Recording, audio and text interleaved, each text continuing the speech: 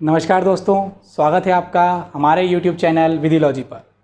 आज हम बात करने वाले हैं मध्य प्रदेश आबकारी अधिनियम 1915 का जो बचा हुआ पार्ट है उसके बारे में। इसके पहले वाले वीडियो में हमने देखा था इसका इंट्रोडक्शन पार्ट, और उसके साथ साथ सेक्शन 1 से लेके सेक्शन 24 तक के जो प्रोविजंस थे उसके बारे में हमने देखा कि आखिर जो इंटॉक्सिकेंट सब्सटेंसेज हैं वो क्या होंगे, उसकी डेफिनेशन में क्या क्या आएगा और कौन कौन सी इंपॉर्टेंट हैं जो कि एग्ज़ाम में आ सकती है। आज हम बात करने वाले हैं कि जो इंटॉक्सिकेंट सब्सटेंसेज हैं उनका लाइसेंस कौन देगा, आखिर इसके अंदर क्या फ़ीस निर्धारित होगी और किसके द्वारा की जाएगी। यदि कोई इसके अंदर जो प्रोविज़न है उसका कोई उल्लंघन करता है तो उसके ऊपर क्या पेनल्टी यानी कि क्या दंड अधिरोपित किया जाएगा, किसके द्वारा किया जाएगा। तो वो सारी प्रोसीजर जो है वो आज हम पूरी करने वाले हैं। तो लास्ट तक बने रहिएगा इस वीडियो के, क्योंकि जितने भी इम्पॉर्टेंट सेक्शंस हैं वही हमने इसके अंदर कवर किए हैं। तो उससे आपको बेनिफिट ये होगा कि आपको पूरा एक्ट नहीं देखना पड़ेगा, सिर्फ जो खास और जो इम्पॉर्टेंट हैं एग्ज़ाम में आए हुए हैं या एग्ज़ाम में आ सकते हैं वही क्वेश्चन हमने जो है यहाँ पर कवर किए हैं। तो चलिए शुरू करते हैं। लेकिन उससे पहले अगर आप हमारे चैनल पर नए हैं तो प्लीज़ सब्सक्राइब अवर चैनल, और अगर आपको हमारी वीडियो पसंद आती है तो उसे लाइक और शेयर ज़रूर कीजिए। सेक्शन 25 ड्यूटी ऑन एक्साइसेबल आर्टिकल्स, आबकारी कर योग्य वस्तुओं पर शुल्क। इस सेक्शन के अंदर यह बताया गया है कि कौन से जो प्रोडक्ट्स होंगे जो स्टेट के अंदर मैन्युफैक्चर या जो है प्रोड्यूस यानी कि विनिर्माण या उत्पाद किए जाएंगे जिनके ऊपर स्टेट गवर्नमेंट जो है एक्साइज ड्यूटी लगा सकेगी।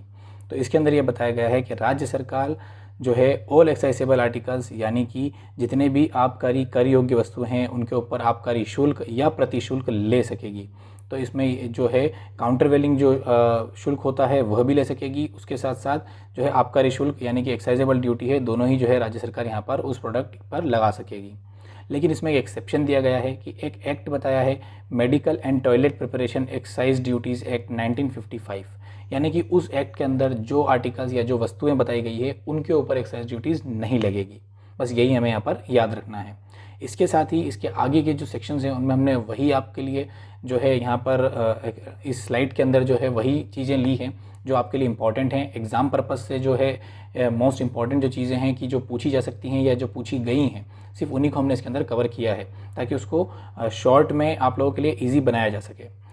सेक्शन 26 और 27 जो हैं जो यहाँ पर नहीं लिया गया है उसमें सिर्फ इतना बताया गया है कि ऐसा शुल्क उद्ग्रहण करने की रीति क्या होगी, यानी कि जो एक्साइज ड्यूटी लगाई जाएगी वो कैसे लगाया जाएगा। तो उसमें यह बताया गया है कि जो मात्रा यानी कि जो क्वांटिटी होगी उसके हिसाब से यानी कि उसके अकॉर्डिंग जो है उसके ऊपर एक्साइज ड्यूटी निर्धारित की जाएगी आबकारी अधिकारी के द्वारा, और उसके लिए जो गाइडलाइंस हैं यानी कि उसके जो नियम हैं वो राज्य सरकार बनाएगी। तो वो जो नियम बनाने की जो शक्ति है वो सेक्शन 62 में हम देखेंगे राज्य सरकार के पास जो है इस अधिनियम के अंतर्गत उसे प्रावधानित है। तो वहाँ राज्य सरकार नियम बनाती है कि कैसे जो है शुल्क उद्ग्रहित किया जाएगा, यानी कि जो ड्यूटी है जो लेवीज किए जाएंगे वो कैसे की जाएगी, कैसे उद्ग्रहित की जाएगी और किसके द्वारा की जाएगी। तो वहाँ पर हमारे लिए इतना इंपॉर्टेंट नहीं है, ये एज अ जनरल हमें याद रखना है कि उसकी क्वांटिटी के अकॉर्डिंग जो है वहाँ पर एक्साइज ड्यूटी लगाई जाती है। अब बात करते हैं सेक्शन 28A की। तो पेमेंट ऑफ सुपरविजन चार्जेस, इसका मतलब यह है कि जो मदिरा गृह हैं या जो विनिर्माण गृह है जहाँ पर इस तरीके जो प्रोडक्ट्स इस एक्साइज के अंदर आते हैं जहाँ मैन्युफैक्चर होती हैं,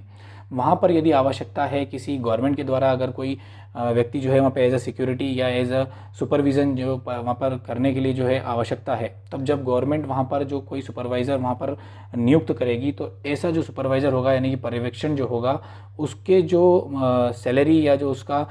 जो प्रभार होंगे उसको जो देय होगा वह उस व्यक्ति के ऊपर होगा जिसके लिए उसे वहाँ पर नियुक्त किया गया है। सिर्फ यहाँ पर हमें यही याद रखना है कि सेक्शन 28A के अंदर जो प्रोविज़न किए गए हैं वो पर्यवेक्षण प्रभारों का संदाय यानी कि पेमेंट ऑफ सुपरविजन चार्जेस कौन देगा इसके बारे में किए गए हैं। तो वही देगा जिसकी फैक्ट्री यानी कि जो प्रोड्यूस कर रहा है, विनिर्माण कर रहा है, प्रोड्यूस कर रहा है कोई ऐसे प्रोडक्ट जिसके लिए उसे आवश्यकता है सुपरविज़न की, तो जिस फैक्ट्री में लगाया है उसका जो ऑनर है वह उसका सुपरविज़न के चार्जेस वहाँ पर पे करेगा। सेक्शन 31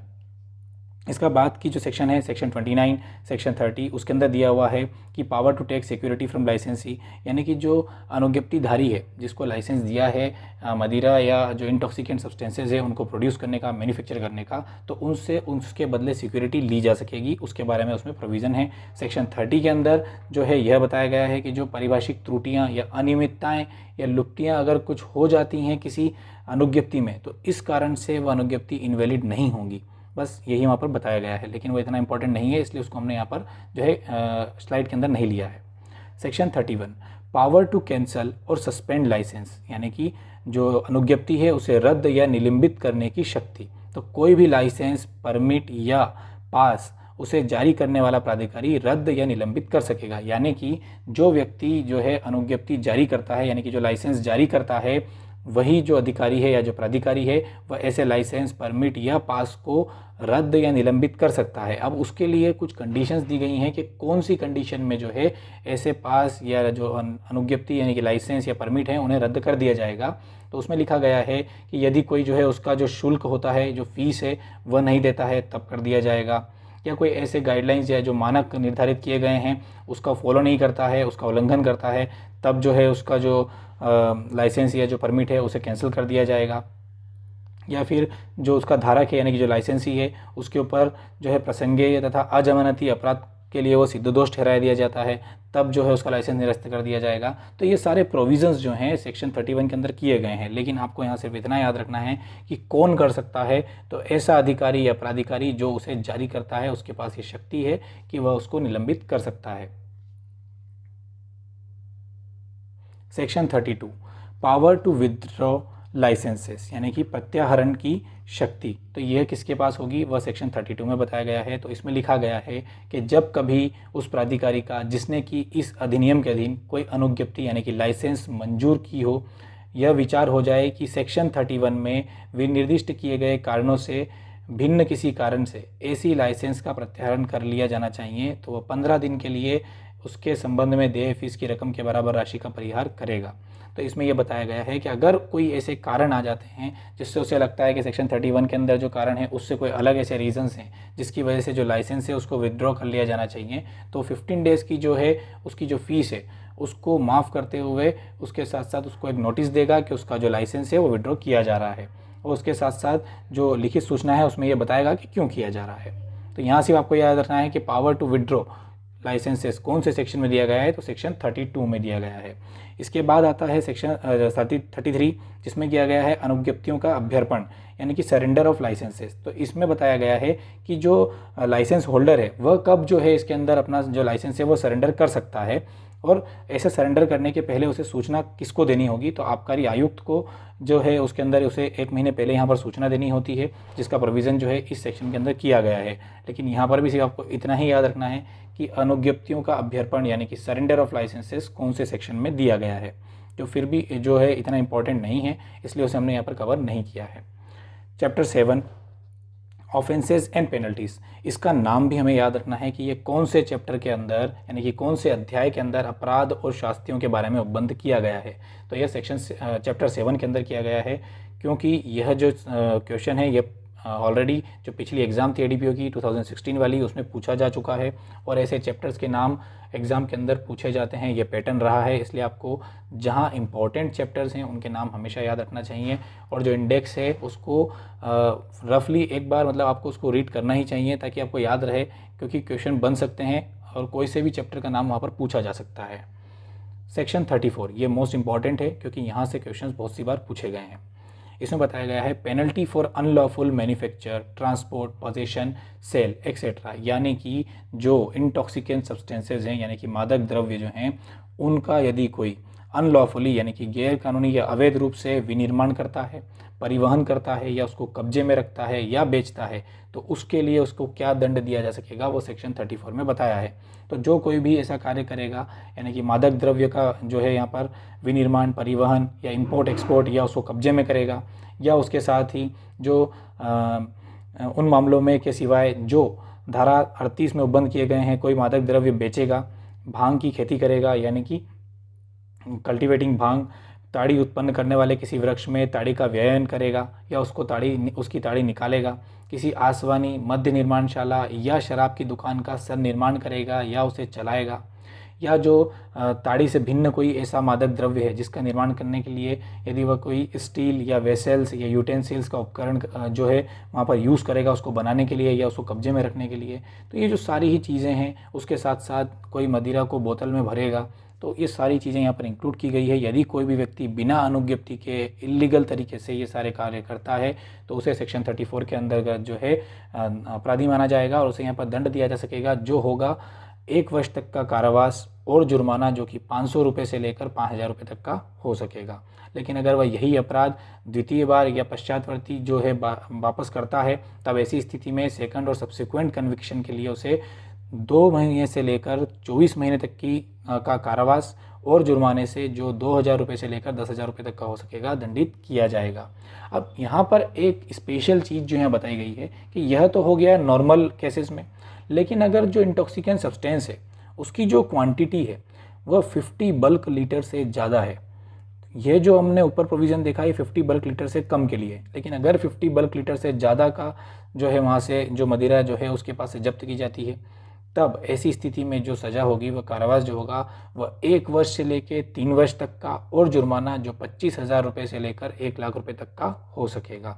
तो जहां हमने यहाँ लिखा है कि 1 वर्ष से 3 वर्ष, तो इसका मतलब ये है कि 1 वर्ष तो मिनिमम होगा ही, उससे कम नहीं होगा। और जहाँ 25,000 लिखा है मतलब 25,000 मिनिमम उसके ऊपर फाइन जो है लगाया ही जाएगा, उससे कम नहीं लगाया जाएगा। तो ये आप इसको देख लीजिएगा। और इसमें भी अगर वह जो है पश्चातवर्ती यानी कि सेकंड और सब्सिक्वेंट कन्विक्टेड होता है, तब 2 वर्ष से लेकर 5 वर्ष तक का कारावास और जुर्माने से जो 50,000 रुपये से लेकर 2 लाख रुपये तक का हो सकेगा दंडित किया जाएगा।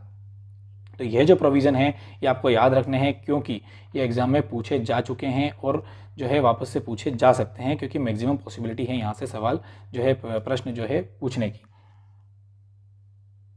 सेक्शन 35 पेनल्टी फॉर अल्टरिंग और attempting to alter any denatured spirit और डीनेचर्ड स्पिरिचुअस प्रिपरेशन, यानी कि किसी विकृत स्पिरिट या विकृत स्पिरिट युक्त निर्मित को परिवर्तित करने या परिवर्तित करने का प्रयत्न करने के लिए दंड या शास्ति। तो यदि कोई जिसे अगर हम उसको एक आसान सी शब्द में समझे तो एडल्ट्रेशन, यानी कि किसी जो मादक द्रव्य है उसको किसी ज़्यादा हानिकारक में जो है उसको बदलना यानी कि परिवर्तित करना, चाहे वह पेय के रूप में या आंतरिक रूप से औषधि के रूप में ही क्यों ना हो, तब यदि वह मानवीय उपयोग के लिए जो है हानिकारक हो सकती है या मानवीय उपयोग के लिए उसे किया गया है, लेकिन वो मानवीय उपयोग के लिए यानी कि जो है ह्यूमन पर्पस से जो है वह हानिकारक है, क्षति पहुंचा सकती है, तब ऐसी स्थिति में नॉर्मल की यहाँ पर बात की गई है। क्योंकि जब हानिकारक की बात की जाएगी, ज़्यादा जो मतलब ह्यूमन डेथ का कॉज जो हो सकती है यानी कि मृत्यु भी जिससे हो सकती है, उसके बारे में आगे प्रोविज़न किया गया है, वो हम देखेंगे, क्योंकि वो भी बहुत इंपॉर्टेंट सेक्शन है और वहाँ से क्वेश्चन इस बार बनना बहुत ज़्यादा पॉसिबल है, तो उसको हम अच्छे से देखेंगे। यहाँ सिर्फ नॉर्मल बताया गया है कि अगर कोई परिवर्तन करता है ऐसे किसी मादक द्रव्य में, तब उसको क्या सज़ा दी जाएगी, तो 1 मंथ से लेकर 2 साल तक का कारावास और जुर्माना जो कि 1,000 रुपये से लेकर 4,000 रुपये तक का हो सकेगा। यहाँ पर भी यदि वह द्वितीय या पश्चातवर्ती दोष सिद्ध होता है यानी कि सेकंड एंड सब्सिक्वेंट कन्विक्शन, तब उसे 6 महीने से लेकर 6 साल तक का कारावास और जुर्माना जो कि 1,500 रुपये से लेकर 6,000 रुपये तक का हो सकेगा दंडित किया जाएगा। तो यह था सेक्शन 35 तक के प्रोविज़न। इसके बाद सेक्शन 36 देखते हैं, जो कि इम्पॉर्टेंट है और वहाँ से बहुत से क्वेश्चन बने हैं, तो इसलिए हमें इसको याद रखना है अच्छे से। सेक्शन 36 बोलता है पेनल्टी फॉर इलीगल पोजेशन, यानी कि अवैध कब्जे के लिए शास्ति। तो जो कोई या जानते हुए कि किसी मादक द्रव्य का विधि विरुद्धतया आयात यानी कि इलीगली उसको इंपोर्ट किया गया है, एक्सपोर्ट किया गया है, या उसका जो है यहाँ पर ट्रांसपोर्ट किया जा रहा है या विनिर्माण किया जा रहा है या खेती या संग्रह किया जा रहा है, तब यदि वह जानता है यानी कि नोइंगली और उसके बावजूद जो है उसका वो पोजीशन रखता है, तब ऐसी स्थिति में उसे यहाँ पर दंडित किया जा सकेगा ऐसे कारावास से जो कि 6 महीने तक का हो सकेगा, या जुर्माने से जो 1,000 रुपये तक का हो सकेगा, या दोनों से यहाँ पर उसे दंडित किया जा सकेगा। अब बात करते हैं इसके स्पेशल प्रोविजंस की। 36A जिसमें बताया गया है, इसके जो ये 36A, B, D और E जो ये प्रोविज़न है ना, इसे आप एज इट इज़ जो सेक्शन की इसकी हेडिंग है वो आप याद रख लीजिए कि कौन से में कौन सा प्रोविज़न दिया गया है। इससे ज़्यादा इसके अंदर कुछ नहीं पूछा जाता है, लेकिन यहाँ से सवाल जो है यानी कि जो प्रश्न है वो पूछा जा सकता है। तो सिर्फ इसकी जो हेडिंग है वो आपको याद रखनी है। जैसे कि ए में बताया गया है कि पेनल्टी फॉर ओपनिंग, कीपिंग और using any place as a common drinking house, किसी स्थान को सामान्य मदिरापान गृह के रूप में खोलने, रखने या उपयोग में लाने के लिए जो है वो जो शास्ति या जो दंड है वह ए के अंदर बताया गया है। तो उसमें कितना बताया गया है वह हमारे लिए इंपॉर्टेंट नहीं है, लेकिन जो हेडिंग है वो हमारे लिए इंपॉर्टेंट है कि 36A में क्या दिया गया है। इसके बाद 36B penalty for being found drunk और फॉर पर्पस ऑफ ड्रिंकिंग, यानी कि किसी सामान्य मदिरापान गृह में मत्त पाए जाने के लिए या मदिरापान करने के लिए पाए जाने के लिए शास्ति, यानी कि अगर आप किसी सामान्य जहाँ पर अलाउड नहीं है ड्रिंकिंग करना या ड्रंक जो है अलाउड नहीं है, उसके बावजूद अगर वहाँ पर कोई ड्रंकन पाया जाता है यानी कि जो है मत्त पाया जाता है, तब ऐसी स्थिति में उसे यहाँ पर दंड दिया जा सकेगा। इसका प्रोविज़न भी यहाँ पर दिया गया है। The execution of bond to abstain from commission of offences punishable under section 34 और 36, यानी कि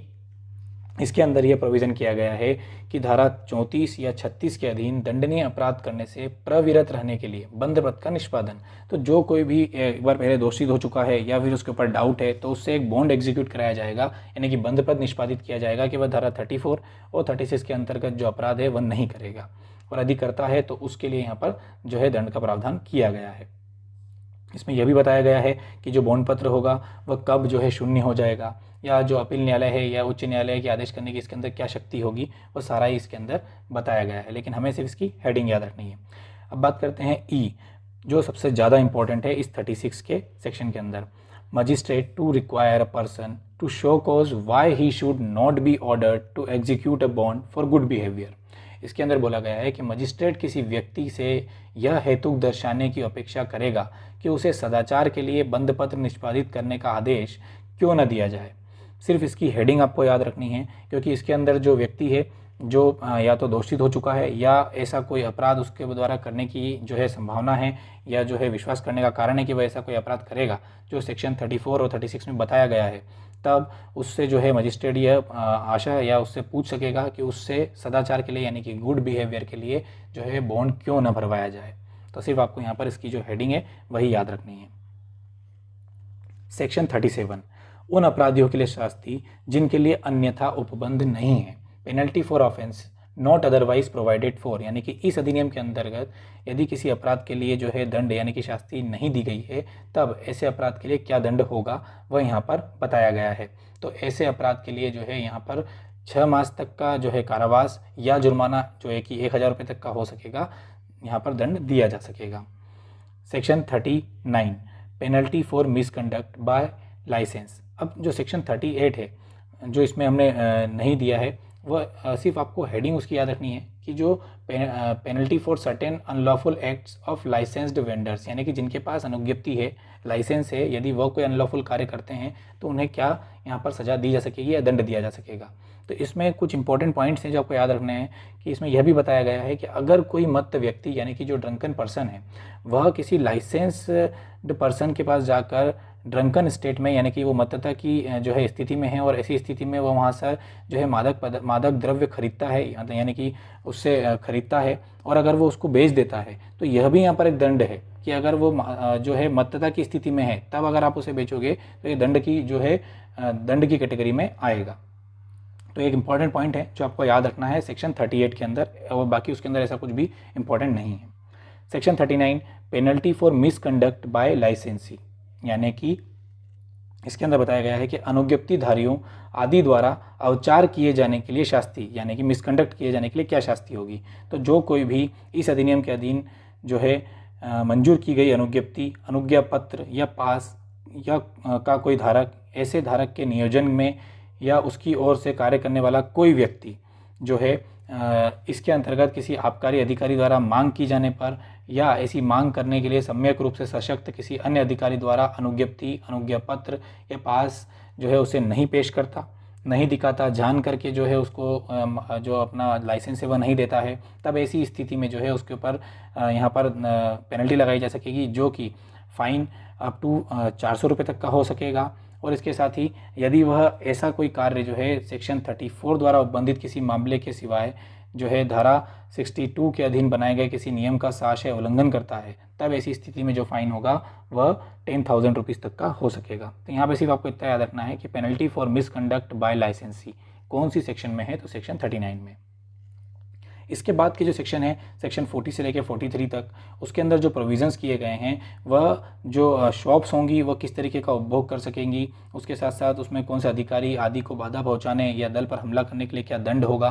किसी अन्य व्यक्ति की ओर से कोई भी व्यक्ति द्वारा विनिर्माण विक्रय का कब्जा, इस सब के लिए क्या प्रोविज़न है, प्रयत्न और दुष्प्रेरण के लिए क्या प्रोविज़न है। तो ये सब एक रीडिंग वाले पोर्शन है जो कि आप रीड कर सकते हैं, एग्ज़ाम पर्पज़ से यहाँ पर अभी कुछ इंपॉर्टेंट नहीं है। तो हम देखते हैं सेक्शन 44, सेवकों के कार्यों के लिए लाइसेंसी का आपराधिक दायित्व। यह इंपॉर्टेंट है, यहाँ से पूछा जा सकता है क्वेश्चन। इसमें बताया गया है कि जो सर्वेंट्स हैं यानी कि जो लाइसेंसी है उसके यहाँ पर उसके बिहाफ पर जो कार्य करने वाले जो सर्वेंट्स हैं, यदि वह कोई अपराध करते हैं इस अधिनियम के अंदर, तो जो लाइसेंसी यानी कि जो स्वामी या जो धारक है वह भी उस अपराध के लिए उतना ही लायबल होगा जितना कि सर्वेंट होगा। तो यहाँ पर दोनों ही लायबल होंगे। तो यहाँ से क्वेश्चन पूछा जा चुका है और आगे भी पूछा जा सकता है, तो इसको आप अच्छे से पढ़ लीजिएगा। सेक्शन 45 में जो दिया हुआ है पूर्व दोष सिद्धि के पश्चात वर्धित दंड, तो ऑलरेडी जो हर सेक्शन है उसके अंदर बताया गया है कि सेकंड या सब्सिक्वेंट जो है वो कन्विक्टेड होता है तो उसके लिए क्या सज़ा होगी। तो इतना इंपॉर्टेंट ये नहीं है। आप सेक्शन 46 देख सकते हैं, उसमें दिया गया है liability of certain things to confiscation, यानी कि कतिपय वस्तुओं का अधिहरण के दायित्वाधीन होना, यानी कि उसका कन्फिस्केट किया जाना। तो कौन सी जो वस्तुएं हैं जिनको अधिहरण किया जाएगा और किसके द्वारा किया जाएगा वो सेक्शन 46 में बताया गया है। तो जब कभी कोई अपराध जो इस अधिनियम के अधीन दंडनीय है किया जाता है, तब वहाँ पर जो सब्सटेंसेस हैं जो पाए गए हैं यानी कि इंटॉक्सिकेंट मटेरियल या जो उसको बनाने के लिए जो स्टील यानी कि भपका या यूटेंसिल्स या एनिमल्स जो उसको ले जाते हैं, या कार्ट या वेसल्स या कोई भी ऐसा जो है साधन जिसके द्वारा उसको ट्रांसिट किया जाता है या उसको बनाया जाता है, वो सारी चीज़ें जो हैं यहाँ पर कन्फिस्केट यानी कि अधिहरण कर ली जाएंगी। यही इस सेक्शन के अंदर बताया गया है। सेक्शन 47 में बोला गया है ऑर्डर ऑफ कन्फिस्केशन, यानी कि अधिहरण का आदेश। तो ये कौन देगा उसके बारे में सेक्शन 47 में प्रोविज़न है। तो इसमें सिर्फ आपको ये याद रखना है कि मजिस्ट्रेट या फिर जो कलेक्टर है वह इसके अंदर कन्फिस्केशन का ऑर्डर दे सकेगा। इसमें एक जो पॉइंट है कि अगर कोई कलेक्टर के द्वारा जो अगर अधिहरण का आदेश किया जाता है तो उसकी जो अपील होगी वो कलेक्टर को ही की जा सकेगी, जिसका प्रोविज़न सेक्शन 47B के अंदर किया गया है। इसमें बताया गया है कि अपील कहाँ पर होगी, 47 के अंदर किए गए ऑर्डर की, जो अधिहरण का आदेश है उसके विरुद्ध कहाँ अपील की जा सकती है, तो कलेक्टर को या फिर राज्य सरकार को की जाएगी, परंतु 30 दिनों के भीतर ऐसे आदेश से। अब अगर राज्य सरकार और कलेक्टर के द्वारा यदि इसके अंदर कोई आदेश दिया जाता है तब उसके लिए कहाँ पर जो है अपील की जा सकेगी या फिर कहाँ पर उसका रिवीजन किया जा सकेगा। तो इसके अंदर जो है अपील का प्रोविज़न नहीं आएगा, सिर्फ रिवीजन जो है उसके लिए आप अप्लाई कर सकते हैं। और कहाँ पर करेंगे वो सेक्शन 47C के अंदर दिया गया है। तो अपील प्राधिकारी के आदेश के विरुद्ध सेशन कोर्ट के समक्ष रिवीजन किया जा सकेगा, लेकिन ऐसे जो अपील के जो आदेश आए हैं उसके 30 दिनों के भीतर जो है सेशन कोर्ट के अंदर जो है 30 दिनों के भीतर रिवीजन लगाना होगा। तो ये कुछ इंपॉर्टेंट पॉइंट्स थे सेक्शन 47 से जो कि हमने यहाँ पर इंक्लूड किए हैं। अब बात करते हैं सेक्शन 48 की, power to compound offences and impose penalties. ये इंपॉर्टेंट सेक्शन है, यहाँ से भी क्वेश्चन बन सकता है क्योंकि इसमें बताया गया है अपराधों का शमन करने और शास्ति अधिरोपित करने की शक्ति किसके पास होगी। तो यहाँ पर एक्साइज कमिश्नर यानी कि आबकारी आयुक्त या कलेक्टर के पास जो है यहाँ पर पावर टू कंपाउंड ऑफेंसेस और इम्पोज पेनल्टीज़ की जो शक्ति है वो इनके पास होगी। तो सिर्फ आपको इतना ही याद रखना है किसके पास होगी, एक्साइज कमिश्नर और कलेक्टर जो है यहाँ पर ऑफेंसेस को कंपाउंड या जो है पेनल्टीज़ इम्पोज कर सकते हैं। तो ये आपको यहाँ पर याद रखना है, सेक्शन 48 के अंदर ये प्रोविज़न किया गया है। सेक्शन 49, तंग करने वाली तलाशी, अभिग्रहण, निरोध या गिरफ्तारी करने वाले अधिकारियों के लिए शास्ति। यह सेक्शन इंपॉर्टेंट इसलिए हो जाता है क्योंकि यहाँ पर अभी तक जो हमने देखा वह जो है लाइसेंसी अगर कोई विधि विरुद्ध कार्य करता है तब उसको क्या दंड दिया जाएगा, या फिर कोई अन्य व्यक्ति जो है जिसके पास लाइसेंस नहीं है वो कुछ कार्य ऐसा करता है मादक द्रव्य से रिलेटेड, तब उसको क्या दंड दिया जाएगा। लेकिन इस सेक्शन में बताया गया है कि अगर अधिकारी या प्राधिकारी जो हैं यदि वह जो है सेक्शन 49 के अंदर तंग करने के लिए यानी कि जो ऑनर है या जो मादक द्रव्य जिसका लाइसेंस है उसे जो है वैसे से सर्च करते हैं यानी कि तंग करने वाली तलाशी लेते हैं, या जो उसके पास जो मादक द्रव्य जो इंटॉक्सिकेंट सब्सटेंसेस हैं उनको सीज करते हैं, उसको डिटेन करते हैं या उसकी गिरफ्तारी करते हैं, तब ऐसी स्थिति में ऐसे अधिकारी को क्या दंड दिया जा सकेगा, वो सेक्शन 49 में दिया गया है। तो अप टू 3 मंथ्स और फाइन अप टू ₹500, यानी कि 3 महीने तक का कारावास या जुर्माना जो कि 500 रुपये तक का हो सकेगा, उसे दंडित किया जा सकेगा। तो ये आपको यहाँ पर याद रखना है कि ये जो एक सेक्शन है जिसके अंदर बताया गया है कि अधिकारियों के ऊपर क्या दंड हो सकेगा। सेक्शन 49A ये मोस्ट इम्पॉर्टेंट है, यहाँ से क्वेश्चन पूछा जा चुका है। इसमें बताया गया है penalty for import of liquor unfit for human consumption और फॉर अल्टरिंग और attempting to alter any denatured spirituous preparation, यानी कि मानवीय उपयोग के लिए अनुपयुक्त मदिरा के आयात आदि के लिए या विकृत स्पिरिट युक्त निर्मित को परिवर्तित करने का प्रयास करने के लिए दंड। तो यह जो सेक्शन है इसके अंदर जो अपराध हैं वह नॉन बेलेबल हैं। इस पूरे अधिनियम के अंदर सिर्फ सेक्शन 49A है जिसके अंदर बताया गया है कि जो अपराध इसके अंदर होंगे वह नॉन बेलेबल अजमानती होंगे। तो यही यहाँ से एक इम्पॉर्टेंट पॉइंट है जो कि एग्ज़ाम में पूछा जा सकता है, तो इसे आप याद रखिएगा। अब इसके अंदर क्या अपराध या क्या प्रोविज़न किए गए हैं उसके बारे में हम आपको एक बार एक रीडिंग कर देते हैं कि किसी मदिरा का आयात, निर्यात, परिवहन, विनिर्माण, संग्रहण करेगा, उसे अपने कब्जे में रखेगा, उसे बोतलों में भरेगा या बेचेगा, या विकृत स्पिरिट युक्त निर्मित को जो है परिवर्तित करेगा या परिवर्तित करने का प्रयत्न करेगा जो कि मानवीय उपभोग के लिए लिया जाए, तब ये सारी स्थिति में जो है 49A के अंतर्गत आएगा। और इसके साथ ही यहाँ पर जो मोस्ट इम्पॉर्टेंट पॉइंट है कि यदि कोई ऐसी परिवर्तन करने से, इंपोर्ट करने से, ऐसी मदिरा से यदि किसी मनुष्य की मृत्यु हो जाती है तो क्या दंड होगा, वो सब प्रोविज़न इस सेक्शन के अंदर किए गए हैं। जैसे कि इसमें 3 तरीके के प्रोविज़न हैं। पहला है मानवीय उपभोग के लिए अनुपयुक्त पाई जाती है, यानी कि अनफिट पाई जाती है, तब कारावास से जो कि 2 महीने से कम का नहीं होगा किंतु 2 वर्ष तक का हो सकेगा। इसके साथ ही अगर मनुष्य को क्षति पहुंचती है यानी कि इंजुरी होती है, तब कारावास से जो कि 4 मास से कम का नहीं होगा लेकिन 4 वर्ष तक का हो सकेगा।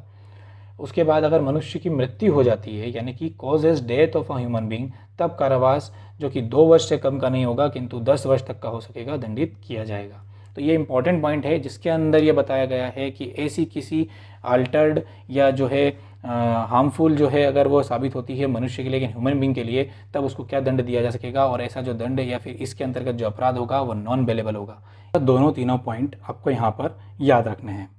सेक्शन 51, इसके पहले जो सेक्शन 49B है वो रिपील कर दिया गया है, और सेक्शन 50 जो है उसके अंदर बताया गया है कि भूधारक तथा अन्य व्यक्ति को इत्तिला देंगे, यानी कि जो स्वामी है जिसकी ज़मीन पर या जिसकी प्रॉपर्टी के ऊपर जो है इस तरीके का विनिर्माण किया जा रहा है जो कि इलीगल है, तब ऐसी स्थिति में या फिर कोई अन्य व्यक्ति जो कि इसके बारे में जानता है कि वहाँ पर कुछ इलीगल जो है मैन्युफैक्चरिंग की जा रही है मादक द्रव्यों से रिलेटेड यानी इंटॉक्सिकेंट सब्सटेंस से रिलेटेड, तो वो उसकी जिम्मेदारी होगी कि वह इन्फॉर्मेशन दे आबकारी अधिकारी को या किसी पुलिस अधिकारी को या भू राजस्व अधिकारी को। यह यहाँ पर एक इंपॉर्टेंट चीज़ है जो आपको याद रखनी है। सेक्शन 51, विनिर्माण और विक्रय के स्थानों में प्रवेश तथा निरीक्षण करने की शक्ति। इसमें आपको सिर्फ ये याद रखना है कि यह शक्ति किसके पास होगी, तो आबकारी आयुक्त यानी कि एक्साइज कमिश्नर, कलेक्टर या एक्साइज ऑफिसर या कोई पुलिस अधिकारी जिसे राज्य सरकार द्वारा इस निमित्त नियुक्त किया गया हो। तो ये सभी जो व्यक्ति हैं वह किसी भी मैन्युफैक्चरिंग या जो सेल के स्थान यानी कि जहाँ बेची जाती है इंटॉक्सिकेंट सब्सटेंसेज यानी कि जो लीकर है या जो इंटॉक्सिकेंट सब्सटेंसेज हैं जो जहाँ पर सेल किए जाते हैं, ऐसे प्लेसेस पर, स्थानों पर प्रवेश तथा उसका निरीक्षण करने की शक्ति उनके पास होगी। ये सेक्शन 51 में हमें याद रखना है। सेक्शन 52, वारंट के बिना गिरफ्तार करने, अधिहरण के दायित्व वस्तु का अभिग्रहण करने और तलाशी लेने की शक्ति। यह इंपॉर्टेंट है, यहाँ से क्वेश्चन पूछा जा चुका है। इसमें बताया गया है कि ये शक्ति किसके पास होगी कि वो वारंट के बिना जो है यहाँ पर गिरफ्तार कर ले या जो है उसको कन्फिस्केट कर ले जो वस्तु वहाँ पर प्राप्त होती है, या फिर उसकी तलाशी ले। तो इसमें बताया गया है कि कोई भी आबकारी अधिकारी या जो पुलिस अधिकारी है वह इसके अंतर्गत प्राधिकृत होगा यदि उसे ऐसा लगता है कि या फिर ऐसा विश्वास करने का कारण है कि वहाँ पर इंटॉक्सिकेंट सब्सटेंसेस जो हैं इलीगली मैन्युफैक्चर किए जा रहे हैं, प्रोड्यूस किए जा रहे हैं, या जो है और कोई कारण है, तब ऐसी स्थिति में वह यहाँ पर बिना वारंट के उसे गिरफ्तार कर सकेगा। तो आपको ये सिर्फ सेक्शन 52 की हेडिंग यहाँ पर याद रखनी है। Section 53, power of magistrate to issue a warrant. किसी भी स्थान की तलाशी और व्यक्ति की गिरफ्तारी के लिए वारंट जारी कर सकेगा। यानी कि जो मजिस्ट्रेट है, यदि उसके पास विश्वास करने का कारण है या ऐसी उसे सूचना प्राप्त हुई है कि ऐसी जगह पर जो है या ऐसा जो व्यक्ति है वह जो है अनलॉफुली या इलीगली जो है मैन्युफैक्चर कर रहा है, प्रोड्यूस कर रहा है या सेल कर रहा है इंटॉक्सिकेंट सब्सटेंसेस को, तब ऐसी स्थिति में वह ऐसे स्थान के लिए सर्च वारंट या उसकी व्यक्ति की गिरफ्तारी के लिए वारंट इशू कर सकेगा। तो यही यहाँ पे हमें याद रखना है। सेक्शन 54A,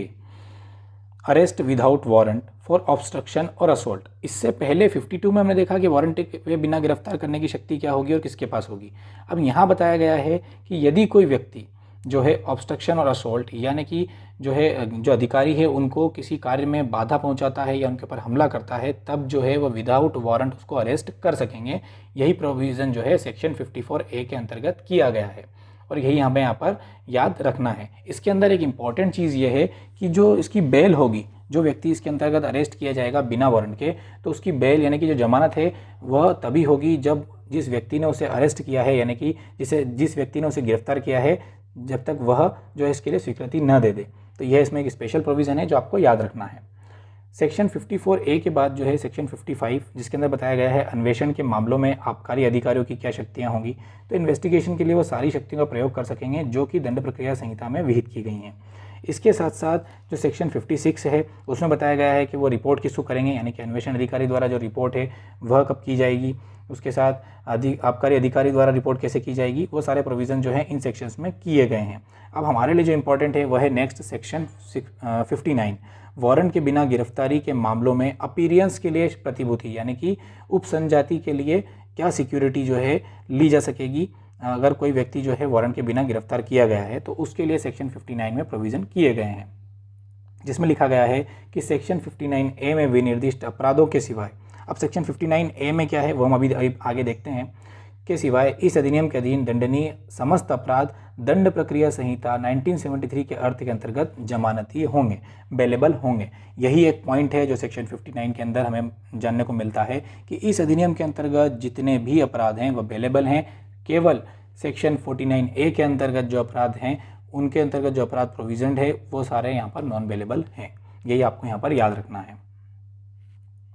सेक्शन 59A यह है इम्पॉर्टेंट क्योंकि इसी में 49A से रिलेटेड का भी प्रोविज़न दिया गया है। यह एक सेक्शन बताता है certain offences under the act to be non bailable, यानी कि कौन से ऐसे अपराध या कतिपय जो अपराध होंगे वह अजमानती होंगे इस अधिनियम के अंदर। तो सेक्शन 49A के अपराध नॉन बेलेबल होंगे।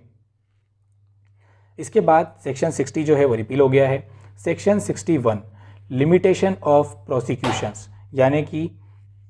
जो अभियोजन है उनके ऊपर जो है यहाँ पर क्या निर्बंधन होंगे वह सेक्शन 61 में दिए गए हैं। तो कोई भी न्यायालय अपराध का संज्ञान कलेक्टर या जिला आबकारी अधिकारी के परिवाद या रिपोर्ट पर लेगा, अन्यथा नहीं।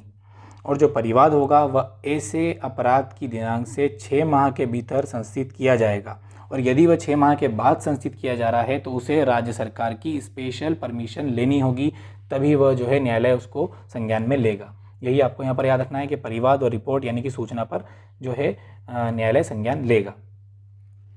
सेक्शन 61A, यहाँ से क्वेश्चन पूछा जा चुका है। Tender of pardon accused person turning approver, यानी कि राज साक्षी हो जाना, तब उसको क्या समाधान दिया जाएगा और किसके द्वारा दिया जाएगा, यह सेक्शन 61A के अंदर बताया गया है। इसमें 2 या 2 से अधिक व्यक्तियों को अपराध के लिए यदि अभियोजित किया जाता है, यानी कि जब 2 या 2 से अधिक व्यक्ति किसी अपराध के लिए अभियोजित हैं, तब यदि उनमें से कोई व्यक्ति जो है संपूर्ण सत्य जो है अपराध से रिलेटेड वह यदि मजिस्ट्रेट को बताता है, न्यायालय को बताता है, तब ऐसी स्थिति में उसे राज साक्षी मानते हुए यहाँ पर चीफ जुडिशियल मजिस्ट्रेट यानी कि CJM या जो जुडिशियल मजिस्ट्रेट फर्स्ट क्लास है उसके द्वारा जो है समाधान दिया जा सकेगा। यही प्रोविज़न यहाँ पे 2 जो जजेस के नाम, 2 कोर्ट के नाम जो हमने देखे, चीफ जुडिशियल मजिस्ट्रेट या JMFC, यह हमें याद रखना है क्योंकि यही जो 2 हैं यहाँ पर पार्डन कर सकेंगे। चैप्टर 8A, अब 2 जगह हमने चैप्टर के नाम लिखे थे। चैप्टर 7 में अपराध और शास्तियाँ, chapter 8A special provisions for scheduled areas, यानी कि अनुसूचित क्षेत्रों के लिए विशेष उपबंध। तो जहाँ ये चैप्टर के नाम लिखे हैं उसको आप जरूर याद कर लीजिएगा क्योंकि क्वेश्चन बन सकता है यहाँ से। अब इसके अंदर क्या प्रोविज़न है, तो सेक्शन 61B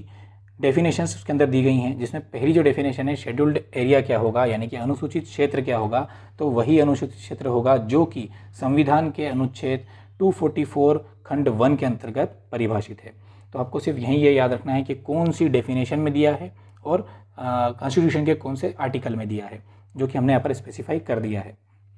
इसके साथ साथ यहाँ पर एक और इम्पॉर्टेंट है कि अनुसूचित जनजाति क्या होगी, तो यहाँ पर भी यही याद रखना है कि जो संविधान के आर्टिकल 342 के अधीन जो है मध्य प्रदेश राज्य के संबंध में अनुसूचित जनजातियों के रूप में विनिर्दिष्ट हो, वह यहाँ पर उपबंधित की गई है।